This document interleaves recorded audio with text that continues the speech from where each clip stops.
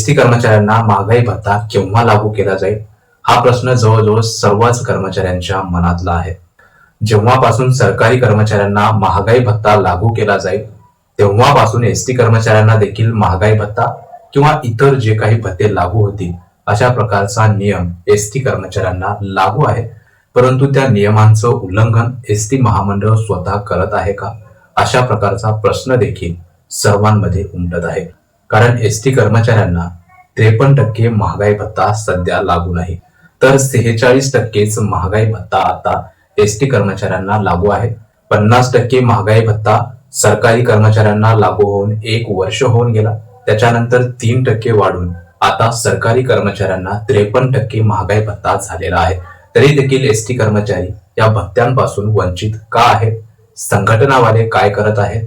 किंवा परिवहन मंत्री सर्वसामान्य प्रवाशांसाठी मोठमोठ्या योजना तसेच चांगले निर्णय घेण्यात यशस्वी असणारे नेते आता या एसटी कर्मचाऱ्यांसाठी का पुढाकार घेऊन चांगला निर्णय घेत नाहीत? किंवा त्यांची थकबाकी असेल, जे काही प्रलंबित विषय आहेत त्याविषयी ते पुढे येऊन का बोलत नाहीत? अशा प्रकारचे प्रश्न देखील एसटी कर्मचाऱ्यांमधून पुढे येत आहेत. खरं तर परिवहन मंत्री प्रताप सरनाईक यांची खरी भूमिका होती की जेव्हापासून त्यांच्या हातात हा कारभार आला तेव्हापासून एसटी कर्मचाऱ्यांचं काय काय आर्थिक देणं बाकी आहे आणि जे काही शक्य आहे ते लवकरात लवकर देऊन या एसटी कर्मचाऱ्यांच्या मनामध्ये घर करून बसण्याची. परंतु परिवहन मंत्र्यांनी अशा प्रकारची भूमिका काही घेतलेली सध्या दिसत नाही. त्यांचं खरं काम होतं की एसटी कर्मचाऱ्यांना कमीत कमी महागाई भत्ता तरी सरकारी कर्मचाऱ्यांना एवढा देऊन त्यांना खुश करावं, परंतु ते काम सुद्धा त्यांच्याकडून झालेलं नाही. मोठमोठे प्रवाशांसाठी निर्णय असो, बस स्थानकातील स्वच्छता असो किंवा वेगवेगळ्या उपाययोजना असो, या सर्व उपाययोजनांसाठी परिवहन मंत्री यांनी चांगली भूमिका बजावली.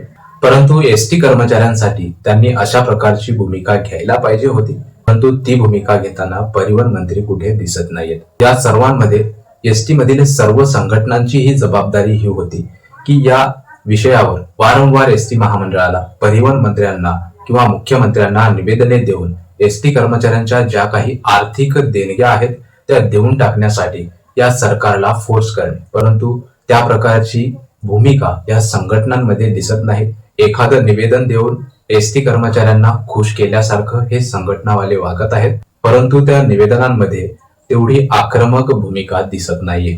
ज्याप्रमाणे संघटनेचे कार्य असते त्याप्रमाणे जर सर्व संघटना मिळून कार्य केले असते तर खरंच हे सर्व कर्मचारी पगारांच्या तुलनेत सरकारी कर्मचाऱ्यांच्या बरोबरीने आले असते, असं देखील एसटी मधील काही जाणकार कर्मचारी बोलत आहेत.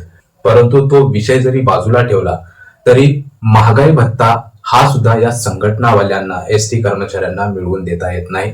1 वर्षाच्या वरचा कालावधी होऊन गेला तरी हे संघटना अजूनही निवेदनाच्याच मागे आहेत, परंतु त्या निवेदनामार्फत एसटी कर्मचाऱ्यांना यश मिळवून देताना त्या यशस्वी होताना दिसत नाहीत. एसटी महामंडळाचं देखील काम होतं की ज्याप्रमाणे एसटीचे कर्मचारी एसटी महामंडळ मोठं करण्यासाठी दिन रात अहोरात्र काम करतात, त्या कर्मचाऱ्यांना काय कमी पडते, त्यांना काय हवं आहे याची जाणीव ठेवून एसटी महामंडळाचे मोठे अधिकारी स्वतःहून कर्मचाऱ्यांचा विचार करून त्यांचे आर्थिक मागण्या मान्य करून त्यांना जे काही हवं आहे त्याचा प्रस्ताव सरकार पुढे ठेवून स्वतःहून जर एसटी कर्मचाऱ्यांना खुश केलं असतं तर खरंच एसटी कर्मचारी आणखी मोठ्या प्रमाणात चांगल्या प्रकारे काम करून एसटी महामंडळाला पुढे कसं नेता येईल याचा विचार करून काम केले असते आणि एसटी महामंडळाला तोट्यातून वर काढले असते. परंतु एसटी महामंडळ ही अशा प्रकारची भूमिका त्यांच्या कर्मचाऱ्यांसाठी घेताना दिसत नाही.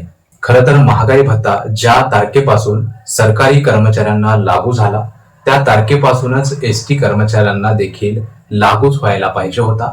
अशा प्रकारच्या बातम्या मोठमोठ्या टीव्हीला झळकायला पाहिजे होत्या. परंतु एसटी कर्मचाऱ्यांची बातमी म्हटलं की फक्त एसटी कर्मचाऱ्यांना पगार होणार अशा प्रकारचे मोठमोठे हेडिंग्स लावून हे टीव्ही वाले सुद्धा एसटी कर्मचाऱ्यांचा छळ करतात. खरं तर हा छळच म्हणायला हवा, कारण जो पगार असतो तो त्यांच्या कामाचा दाम असतो. यामध्ये कसली खुशखबर ती असते की ज्या पगारामध्ये भरघोस पगारवाढ मिळते किंवा त्यांना त्या पगारामध्ये आणखी काही भत्ते वाढून मिळतात, याला खुशखबर म्हणल्या जाते. परंतु इथल्या मीडियाला हे कळत नाही की फक्त पगार दिला किंवा पगाराची चर्चा झाली की एसटी कर्मचाऱ्यांची खुशखबर म्हणून टीव्ही वाले सुद्धा या या कर्मचाऱ्यांच्या अशा प्रकारच्या बातम्या टीव्हीला छापतात. त्यामुळे कर्मचाऱ्यांचा छळ केल्यासारखं या महाराष्ट्रामध्ये सध्या वातावरण दिसत आहे. तशा बातम्या न लावता एसटी कर्मचाऱ्यांचा पगार खरंच सरकारी कर्मचाऱ्यांच्या तुलनेत कमी आहे का, त्याची तपासणी करून त्याची तुलना महाराष्ट्राच्या समोर ठेवून या पगारामध्ये का समतोल नाही अशा प्रकारच्या बातम्या लावून अशा प्रकारचे प्रश्न सरकारला विचारून जर एसटी कर्मचाऱ्यांच्या पाठीशी मीडिया उभी राहिली असती तरी देखील एसटी कर्मचाऱ्यांचे बरेच प्रश्न सुटले असते आणि या आर्थिक संकटात एसटी कर्मचारी सापडला नसता. परंतु मित्रांनो, महागाई भत्ताच एसटी कर्मचाऱ्यांना जर 1-1.5 वर्ष होऊन गेलं तरी लागू होत नसेल आणि यांचा कोणी पाठीराखा नसेल तर एसटी कर्मचाऱ्यांची बातमी कशी टीव्हीला लावणार हा सुद्धा प्रश्न आहे. एसटी कर्मचाऱ्यांना जर महागाई भत्ता सरकारी कर्मचाऱ्यांप्रमाणे मिळाला असता, त्या तारखेपासून मिळाला असता, खरंच ही चांगली खुशखबर होती की एसटी कर्मचाऱ्यांना महागाई भत्ता तरी मिळाला. परंतु पगारासाठी बातम्या लावून एसटी कर्मचाऱ्यांचा या मीडियावाल्यांनी तरी छळ करू नये असंही काही एसटी कर्मचाऱ्यांना वाटतंय. हे सर्व एसटी कर्मचाऱ्यांचं दुःख आहे. सर्व कर्मचारी आतुरतेने त्यांच्या महागाई भत्तावर ज्या तारखेपासून तो लागू व्हायला हवा होता त्या तारखेला लागू करून तेव्हापासूनचा फरक एक रकमी त्यांच्या खात्यात लवकर यावा अशीच अपेक्षा या मुख्यमंत्री, परिवहन मंत्री व तसेच महामंडळाकडे ठेवत आहेत. या व्हिडिओच्या माध्यमातून हेच सांगणं आहे की एसटी कर्मचारी देखील सेवाच करतात, त्या सेवेचा दाम या सरकारकडून किंवा या महामंडळाकडून त्या कर्मचाऱ्यांना मिळत असतो.